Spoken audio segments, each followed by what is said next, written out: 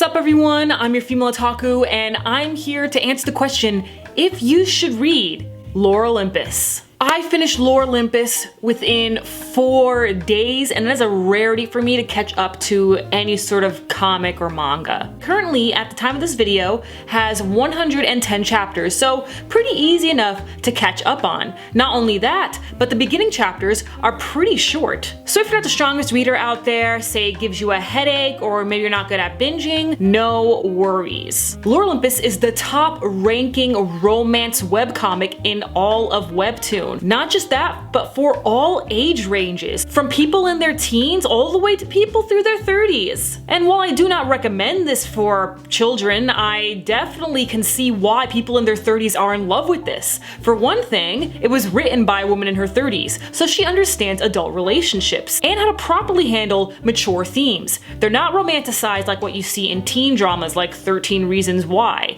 They're handled realistically and maturely. To summarize the plot, it is a retelling of the taking of Persephone in Greek mythology. I used to be very into Greek mythology back when I was in middle school, and I do remember the taking of Persephone. However, from school to school, nation to nation, and just Greek mythology in general has been kind of jumbled up throughout the centuries, so I'm sure we all know a slightly different version of the myth. There is a real truth though once you go find out the origins of the myth. It's the same with any origins for all Greek mythology. In an interview with the creator of the comic Rachel Smith, she said that she looks into the lore and sees how she can properly adapt it to modern times, because not everything in Greek mythology makes sense in a modern setting. For example, the fact that Zeus will screw anything and anyone, including his children, his children's children's, his thousands of wives, Zeus is a horny bastard, which he is in the comic, but it's a whole lot worse in the myth, and so it's like, okay, we can only add so much. Hi, Future Sloan here. Just wanted to give a little disclaimer that I mean no harm or disrespect to those of you who believe in Greek mythology, like practice it religious-wise. I have no clue about how your practice works. I don't know if there's a different telling of the gods and goddesses. I am only speaking from what I've learned from school, and also since the majority of this video is Lore Olympus, I will be talking about Lore Olympus. This has absolutely nothing to do with the religious aspects. She kept the fact that Hades is not an evil person, he just so happens to rule the underworld, which is something often mistranslated in a lot of works when it comes to Greek mythology, that Hades is the evil one, that he's pretty much the devil, when he's not. We mainly follow Hades and Persephone in this modern setting, which is Olympus. But what's very interesting is that their modern setting looks just like our 2020. However, once the gods go into the mortal realm, it's actually ancient Greece. I thought that was a pretty nice touch. Persephone is a newbie goddess, now living in Olympus away from her mother Demeter from the mortal realm. A poor prank was played on her, and she ends up staying the night over with Hades, and love blooms. Going back to what I said about the relationships being handled maturely and the fact that a lot of people in their 30s really enjoy this comic, the relationships are not simple. It's not just, oh, I have a crush on him, I wonder if he likes me back. There are a lot more questions than just that. Hades right at the beginning is already in a relationship. Not only that, but it's a toxic one. Rachel Smith does give you warnings as to when the heavier themed chapters are occurring, so trigger warnings. So that's why I really don't recommend this for kids. Definitely not. I'd say the youngest I would recommend this to would be 16-year-olds, but even so, I don't believe that someone 16 all the way to 18 would really understand the adult themes in this series. They'll only understand it on a surface level. One thing I noticed when looking up stuff about like the fan base and their overall opinion on the comic is that a lot of the younger viewers don't understand why the heck Hades and Persephone can just get together. It's absolutely not that simple. With an adult relationship, there are many layers. Besides the fact that Hades is in a relationship, he's also wondering if this is really love.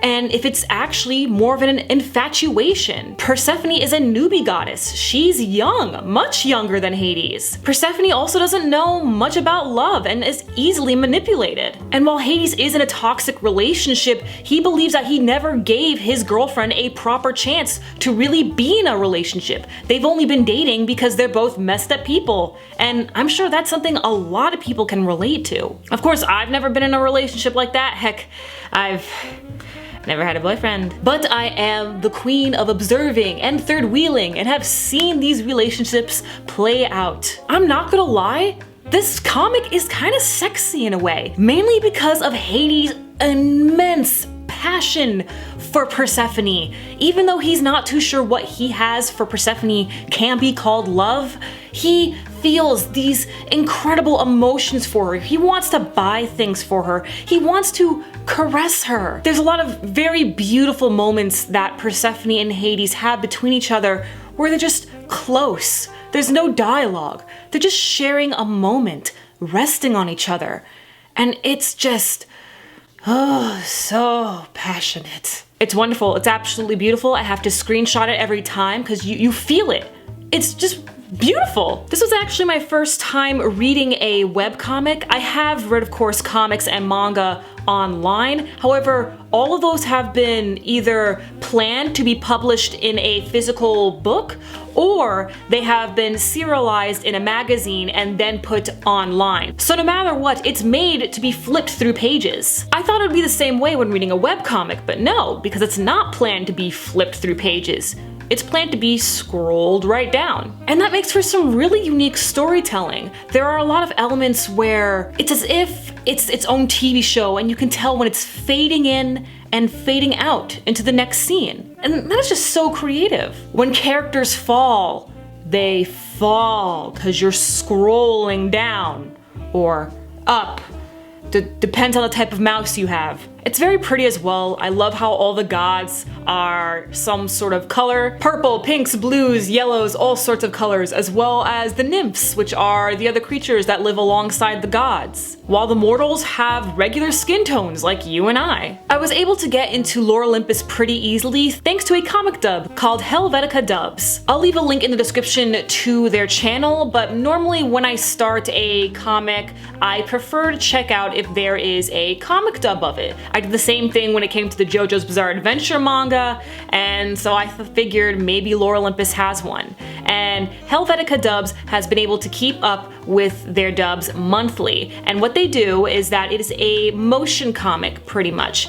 They take the panels, pan them out for you. They have voice actors, actual fade in, fade outs, background music, sound effects, and it's all really well done. They upload monthly with a couple of chapters for each month, and at the time of this video, they are up to chapter 56. So from there, I was able to read the rest on Webtoon. This was actually my first time ever using Webtoon. I wasn't too sure if I had to pay and make an account to see the latest chapters.